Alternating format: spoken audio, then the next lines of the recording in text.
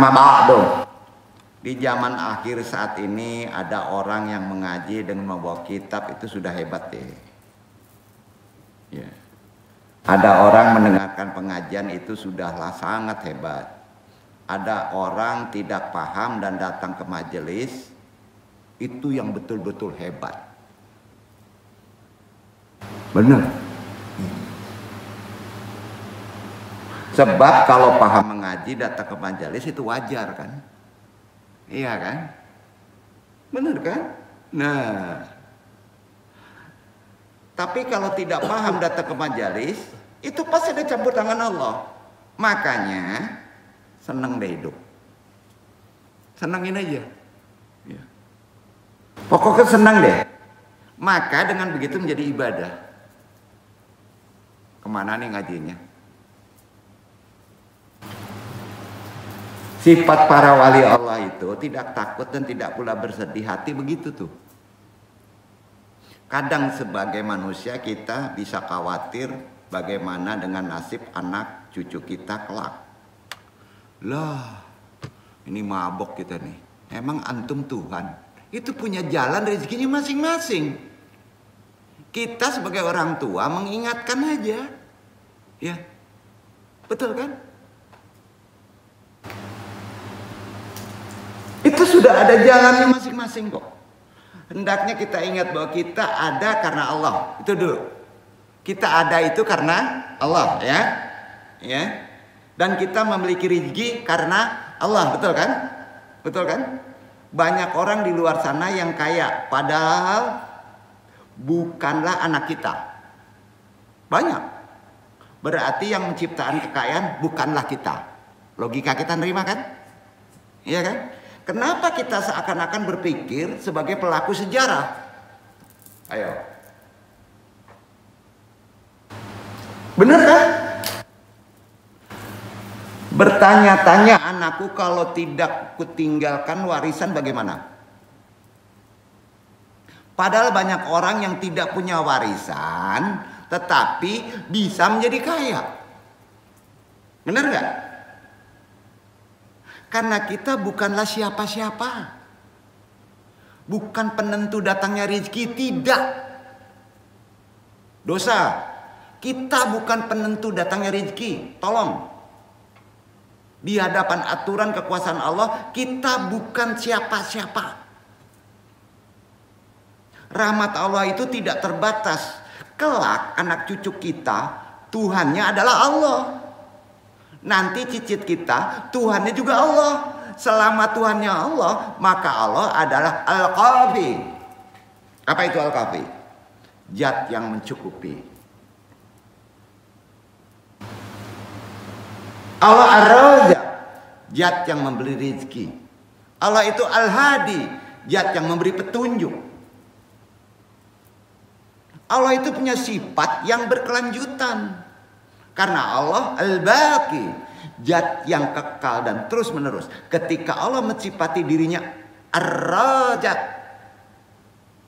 atau zat yang memberi rezeki, maka sejak Nabi Adam sampai hari kiamat setiap orang dijamin akan mendapatkan rezekinya. Baru dia mati. Kok kita seolah-olah penentu rezeki? Jadi sifat memberi rezeki itu melekat pada Allah, bukan pada Menteri Keuangan, enggak bro. Bukan pada Bank BCA, enggak Ikhwan. Bukan pada pinjol, tidak. Wah, Allah cemburu tuh. Itu poinnya.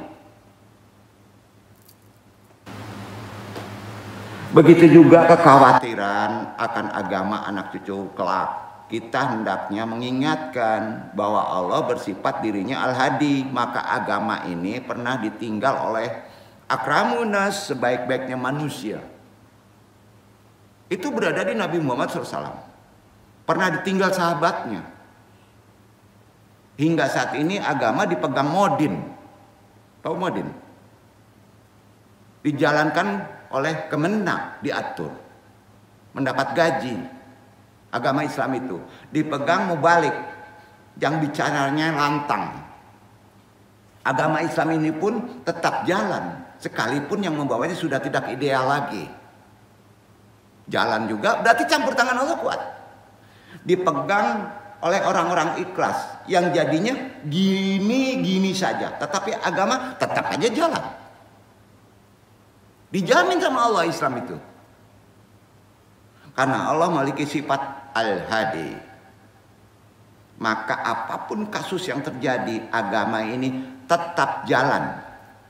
Makanya kemana-mana bawa agama. Salah satu yang perlu kita renungkan, ya, kehidupan kita. Walaupun antum di kehidupan yang banyak tidak Islami, di Bali banyak orang berpakaian telanjang. Kalau kita mengikuti agama, maka kita juga akan selamat.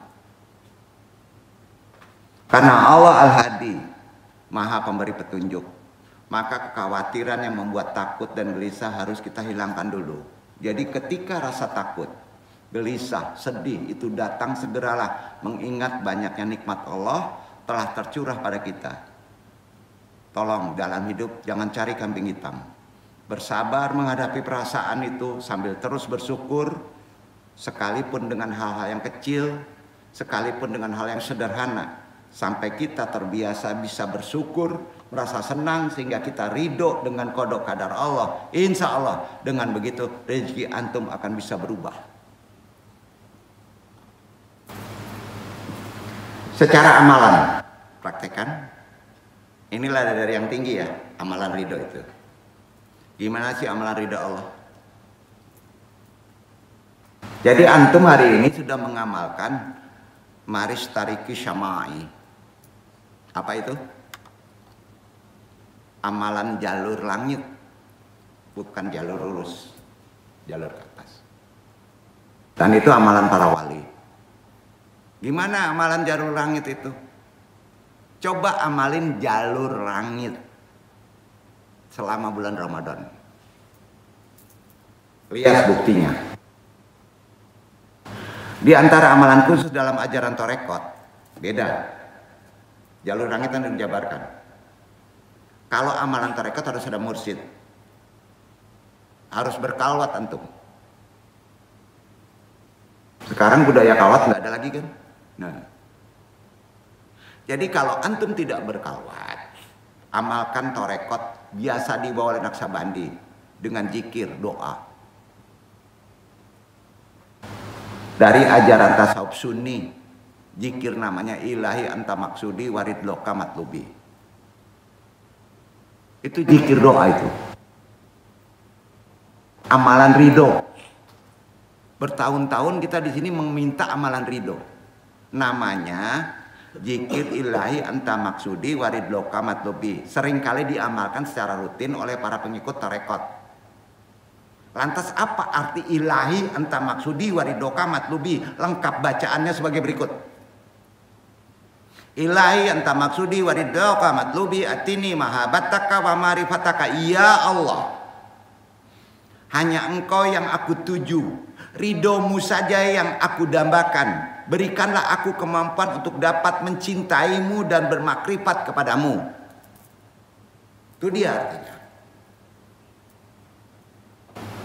Jadi keutamaan dari zikir ilahi anta maksudi warid loka matlubi merupakan perbuatan mengingat Allah dan keagungannya. Karenanya umat muslim sangat dianjurkan untuk membaca zikir ini setiap hari. Khususnya di bulan Ramadan. Ada banyak amalan zikir, salah satunya ya jelas tadi. Banyak. Beberapa keutamaan membaca zikir bagi umat muslim. Khususnya di bulan baik, hari baik, bulan yang penuh maghfirah, Ramadan nanti. Persiapan kita itu. Satu, mendekatkan diri kepada Allah. Zikir merupakan cara yang paling mudah dan efektif untuk mendekatkan diri kepada Allah. Hanya zikir. Itulah makamat terakhir. Hal ini sebagaimana dijelaskan istidlal dalilnya Quran Al-Baqarah ayat 152. Andung yang baca. Fajkuruni ajkurkum washkuruli wala takfurun. Karena itu ingatlah kamu kepada aku, niscaya aku ingat pula kepadamu. Kalau antum ridho kepada Allah, Allah pun ridho kepada kamu. Nah, dan bersyukurlah kepadaku dan jangan kamu mengingkari nikmatku. Betul kan? Itu yang pertama, sandaran dalilnya. Kenapa mesti berzikir? Kedua, hati kalau zikir menjadi tentram, tapi diilmui. Zikir dapat meningkatkan rasa bahagia dan kepuasan dalam hidup. Selain itu, berzikir juga dapat membawa kedamaian, membuat hati menjadi tentram. Zikir dulu, jangan doa dulu. Allah berfirman di ayat 28, anung yang baca. Alladzina amanu wa tatma'inu qulubuhum bi dzikrillah. Ala bi dzikrillah tatma'inul qulub. Yaitu orang-orang yang beriman dan hati mereka menjadi tentram dengan mengingat Allah. Ingatlah, hanya dengan mengingat Allah hati menjadi tentram. Sandaran ketiga, meningkatkan kesabaran. Zikir dapat membantu umat muslim untuk meningkatkan kesabaran dalam menghadapi cobaan hidup. Zikir dulu. Kalau kita dicoba, galau semua. Hal ini kata Allah. Az-Zumar ayat 10. Iqra ikhwan.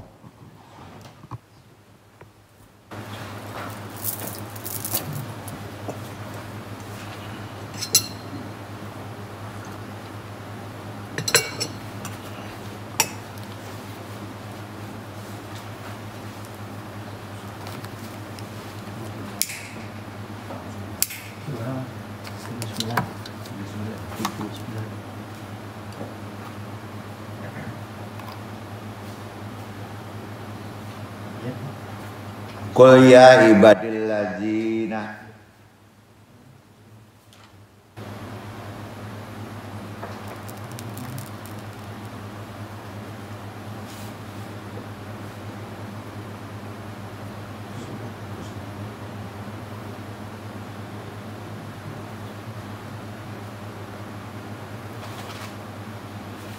Qul ya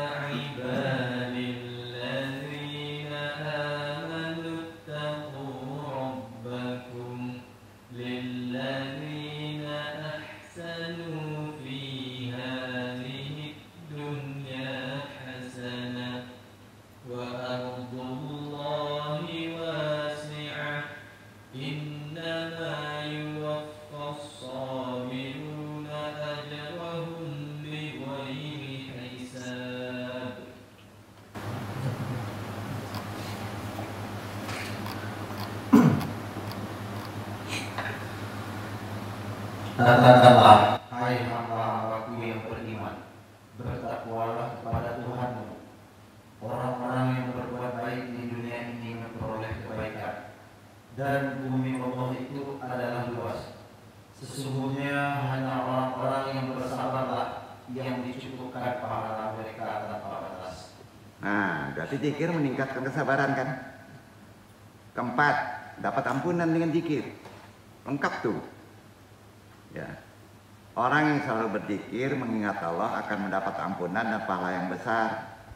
Al-Ajab 35 Iqra. Iqra ya. Al-Ajab. Ayat ke-35. Innal muslimina wal muslimati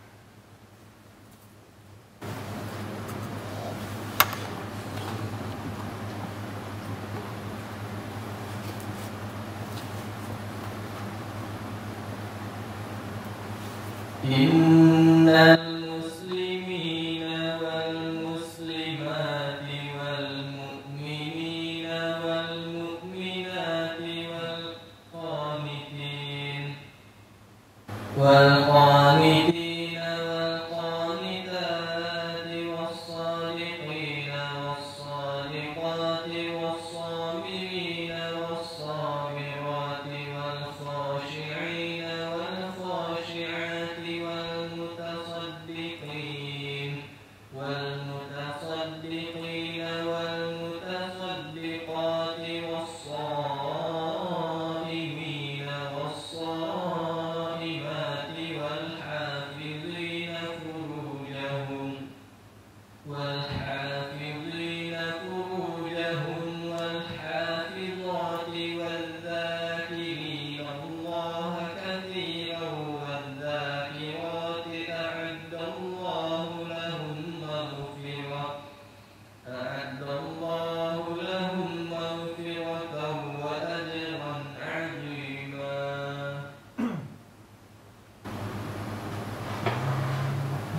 Sesungguhnya laki-laki dan perempuan yang muslim, laki-laki dan perempuan yang muslim, laki-laki dan perempuan yang tetap dalam ketaatannya, laki-laki dan perempuan yang benar, laki-laki dan perempuan yang sabar, laki-laki dan perempuan yang khusyuk, laki-laki dan perempuan yang bersedekah, laki-laki dan perempuan yang berpuasa, laki-laki dan perempuan yang memelihara kehormatannya, laki-laki dan perempuan yang banyak menyebut nama Allah. Allah telah menyediakan untuk mereka ampunan dan pahala yang besar. Betul? Bukan kata andong ya, kata Allah ya.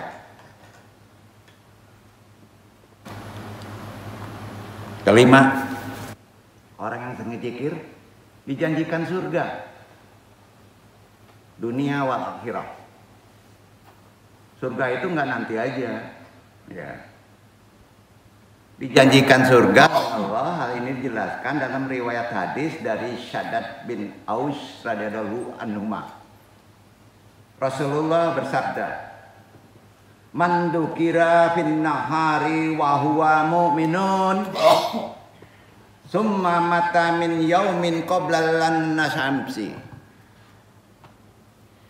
kan min ahlil jannat, paman qalaha min al-laili wa huwa mu'minun, summa mata qabla al-fajri, kan min ahlil jannati." Artinya, barang siapa mengucapkan zikir di siang hari dalam keadaan penuh keyakinan, lalu ia mati pada hari tersebut sebelum sore hari, maka ia termasuk penghuni surga. Dan barang siapa mengucapkan di malam hari dalam keadaan penuh keyakinan, lalu ia mati sebelum subuh, maka ia langsung penghuni surga. Hadis riwayat Bukhari. Itulah kelebihan-kelebihan bacaan zikir, khususnya di antara salah satunya ilahi anta maksudi warid blokamatubi la ilaha illallah Allah Allah. Itu amalan ridho. Itu ada 5 tadi, makomatnya 5, masuk ke 6. Baru masuk amalan ridho adalah amalan jalur langit. Itu makomat 6, tawakal. Amalan jalur langit coba diisi 30 hari di bulan Ramadan sebagai berikut. Pertama, sholat tahajud. Waduh, 30 hari nih. Iya, amalan ridho setinggi. Amalan sholat tahajud dapat memberikan ganjaran yang sangat dahsyat loh. Sampai setahun nanti. Bagi siapa saja yang mengamalkannya. Salah satu keutamaan sholat tahajud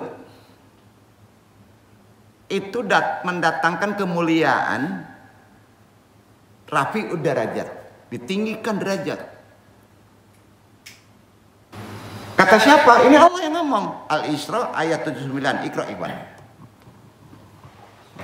Tahajud tuh dasar tahajud amalannya, sandaran dalilnya adalah Al-Isra ayat 79. Itu sudah di atas. Dibaca.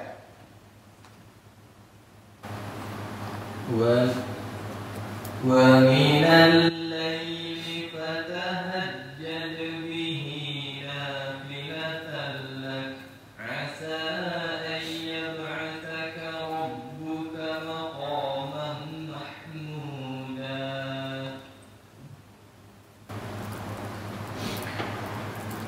Dan pada sebahagian malam hari bersembahyang tahajudlah kamu sebagai suatu ibadah tambahan bagimu. Mudah-mudahan Tuhan mengangkat kamu ke tempat yang terpuji. Pada sebagian malam lakukanlah sholat tahajud, bahasanya gitu, sebagai suatu ibadah tambahan bagimu. Insya Allah Rabbmu mengangkatmu ke tempat yang terpuji, derajat tertinggi. Itu ya. Nah, bukti nyata sholat tahajud sebagai amalan pengabul doa hajat tertera dalam hadis riwayat Muslim berbunyi, tapi jangan disebutkan mintanya. Tahajud itu jangan disebutkan mintanya. Ya. Hadis riwayat Muslim menyebut begini, inna fil laili lasya'atan layu afiquha rajulun muslimun yasalullah khairana min amri dunya wal akhirah illa atahu ayyahu padalika kulalailatan. Sesungguhnya di malam hari terdapat waktu tertentu yang bila seorang muslim memohon kepada Allah dari kebaikan dunia dan akhirat, pada waktu itu maka Allah pasti akan memberikan kepadanya, dan hal tersebut ada di setiap malam. Hadis riwayat Muslim. Ini amalan jalur langit. Kedua, sedekah. Orang sering menyebutnya sedekah subuh. Manfaatnya diantaranya yaitu dapat mendatangkan pahala kebaikan yang berlipat ganda, melipatkan rezeki. Lebih cenderung ke materi. Walaupun hanya 5 rupiah. Ini kata Allah, Al-Hadid 57 suratnya ayatnya 18, jalur langit, tauhid spiritual 18. Iqra Ikhwan.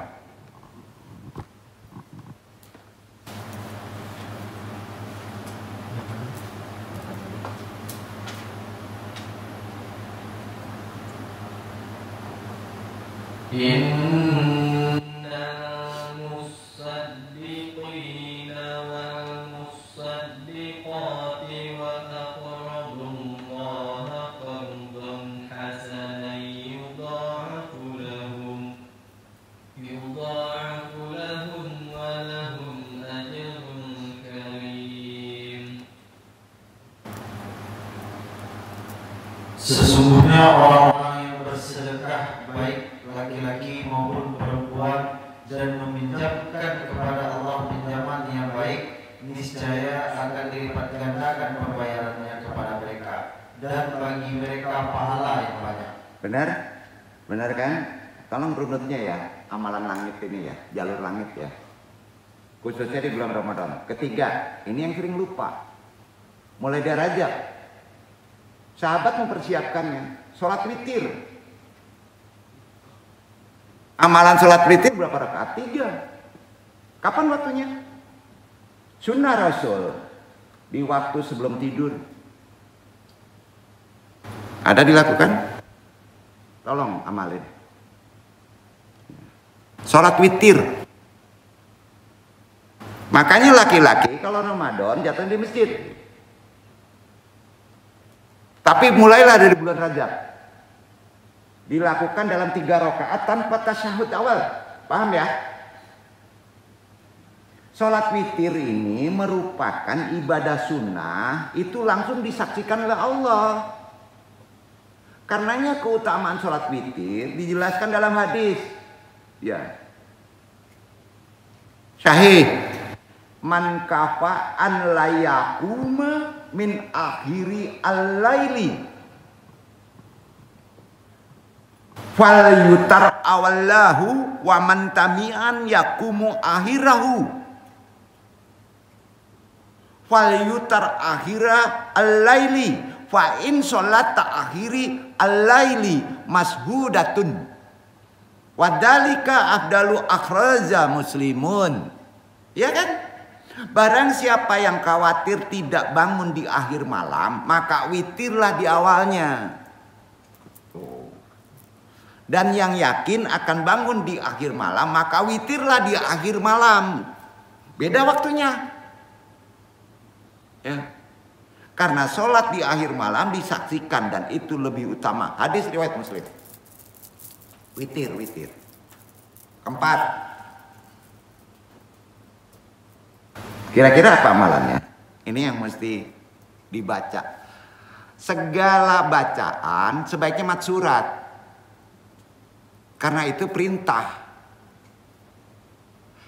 Selama bulan Rajab sampai masuk Idul Fitri, ya, amalkan surat Al-Insyirah dan Ad-Duha. Kenapa 2 surat ini? Al-Insyirah dan Ad-Duha ini Obat bagi siapa saja yang dilanda kesulitan.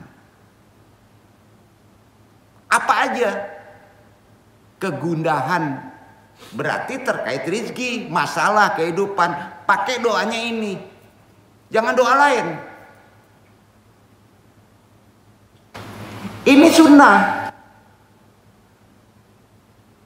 ada sanadnya. Obat galau itu tuh, surat Ad-Duha dipercaya membuka pintu rezeki. Buktikan. Dibaca dulu Al-Insyirah 1 sampai 8. Jalur langit 8 tuh. Al-Insyirah 8 ayat cuman. Dibaca tuh. Diawali alam nasra laka sadra.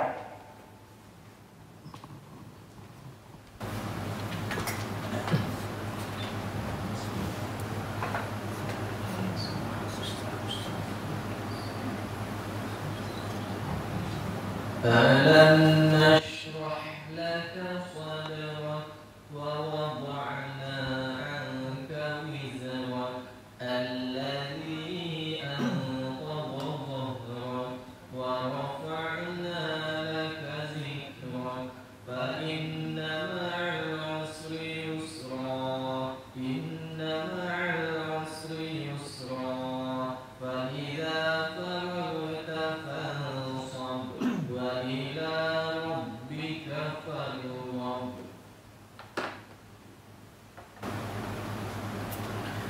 Bukankah kami telah melapangkan untukmu dadamu dan kami telah menghilangkan daripada bebanmu yang memberatkan punggungmu, dan kami tinggikan bagimu sebutan namamu, karena sesungguhnya sesudah kesulitan itu ada kemudahan. Sesungguhnya sesudah kesulitan itu ada kemudahan. Maka apabila kamu telah selesai dari suatu urusan, kerjakanlah dengan sesungguh-sungguh urusan yang lain, dan hanya kepada Tuhan-Lah hendaknya kamu berharap. Sesungguhnya beserta kesulitan ada kemudahan. Berapa kali? 2 kali. Sudah itu hanya kepada Rabb-mu kamu ridho saja. Itu amalan ridho. Al-Insyirah 8 itu jalur langit, makanya 8 ayat. Nah, ketetapan tauhidnya itu ada di Ad-Duha. Ya? Dibaca Iqra Iwan 11 ayat. Jangan lupa tuh dua surat itu. Itu prioritas tuh dari Rajab sampai Ramadan. Ya. Nah, tolong dibaca. Wal laili yashadda diawali wad-duha.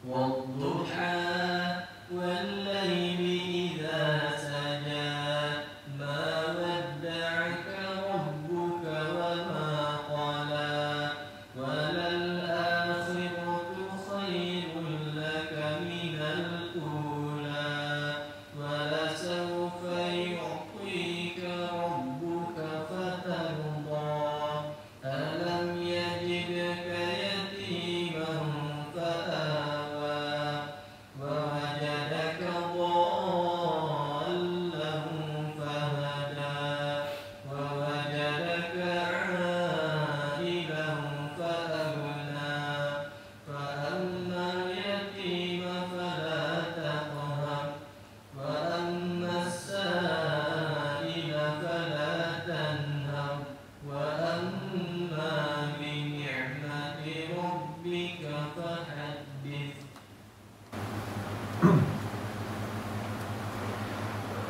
Demi waktu matahari sepenggalan naik, dan demi malam apabila telah sunyi, Tuhanmu tidak meninggalkan kamu dan tidak pula membenci kepadamu.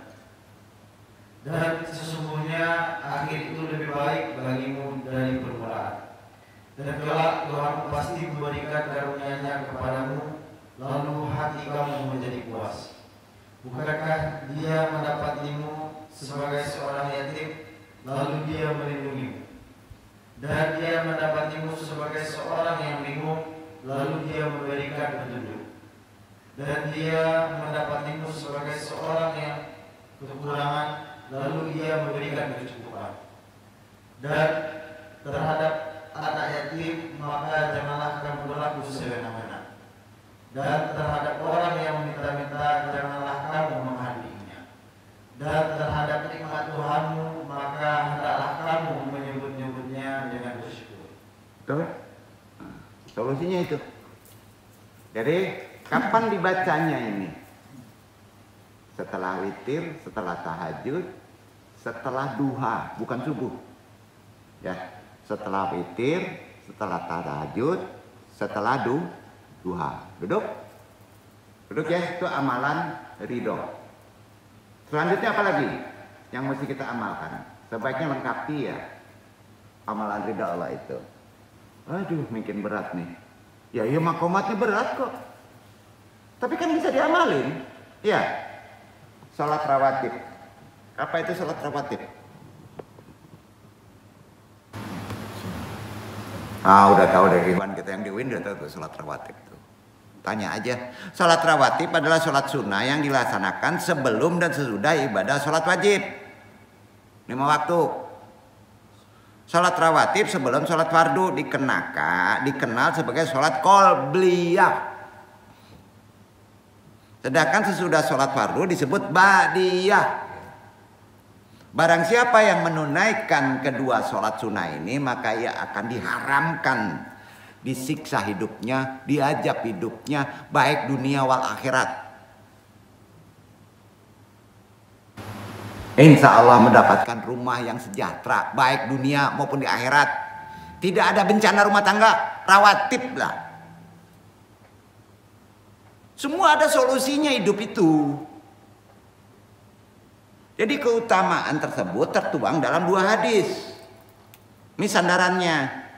Man hafaza ala arba'i raka'atan qoblal juri wa arba'in ba'daha ramahu lahu alan nar. Barang siapa yang mengerjakan dengan rutin 4 rakaat sebelum zuhur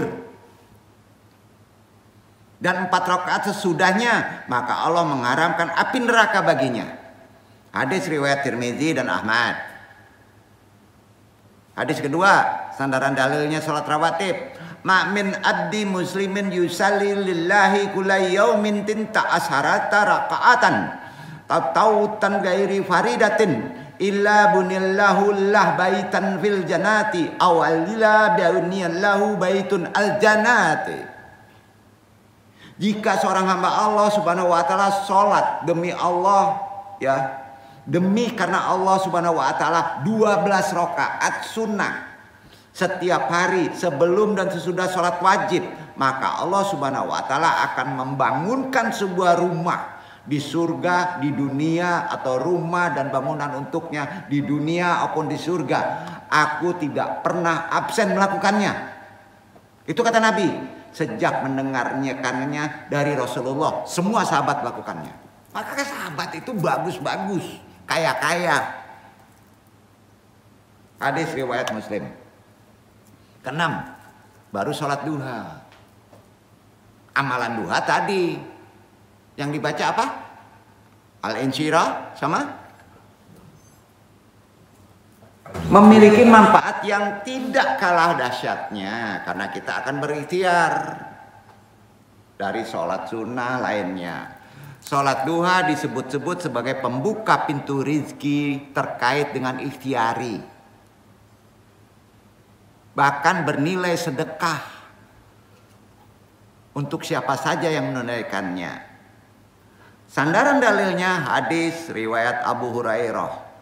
Rasulullah SAW bersabda, Kul sulama minan nasi alaihi sadaqatun kulla yaumin tata'alau fahish syamsu ta'ala adil baini attaini sadaqatun wa tu'aini rajuli fil dabatihi fatamuli alaiha au tarfulahu alaihi mata'a sadaqatun wal kalimatu thayyibatu shadaqatun wa bi kulli kutawai tamsihiha ila syalati shadaqatun wa tumitul adhaan alti stariki shadaqatun. Setiap persendian manusia diwajibkan untuk bersedekah. Setiap harinya mulai matahari terbit. Memisahkan, menyelesaikan perkara antara dua orang yang berselisih juga sedekah. Menolong seseorang naik ke atas kendaraan atau mengangkat barang-barangnya ke atas kendaraan juga sedekah. Berkata yang baik juga termasuk sedekah. Begitu pula setiap langkah perjalanan untuk menunaikan sholat juga sedekah, serta menyingkirkan suatu rintangan dari jalan juga sedekah. Jadi sholat doa itu sama dengan sedekah. Jadi sedekah itu nggak mutlak dengan duit aja. Hadis riwayat Bukhari dan Muslim. Selanjutnya yang ketujuh, ini udah tanajul dari amalan ridho. Zikir pagi dan petang. Pagi dulu zikirnya. Semua sunnah Rasul. Amalan terakhir yaitu membaca zikir al-madsurat di waktu pagi dan petang. Siapapun yang membaca zikir pagi dan petang, maka dirinya akan dijaga oleh Allah dari gangguan-gangguan kejahilan orang, jin maupun manusia dari pagi hingga malam. Manfaat ini disebutkan oleh Ibnu Qayyim rahimahullah dalam bukunya yang berjudul Al-Wabilus Syayyib. Itu referensinya. Jadi zikir pagi dan petang berarti baju besi, tameng. Semakin bertambah ketebalannya, maka pemiliknya semakin tidak terkena bahaya. Bahkan kekuatan baju besi itu bisa disampai memantulkan kembali anak panah sehingga berbalik mengenai pemanahnya sendiri. Itu kata Ibnu Qayyim. Selain yang telah disebutkan tadi, berbagai amalan lain bisa dilakukan sebagai pembuka jalur langit.